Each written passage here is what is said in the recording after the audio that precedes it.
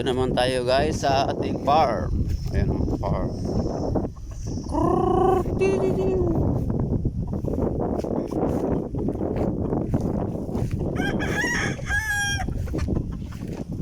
Ayan. Farm ni Otol. Ayan, mga manok ni Otol yan. Ayan.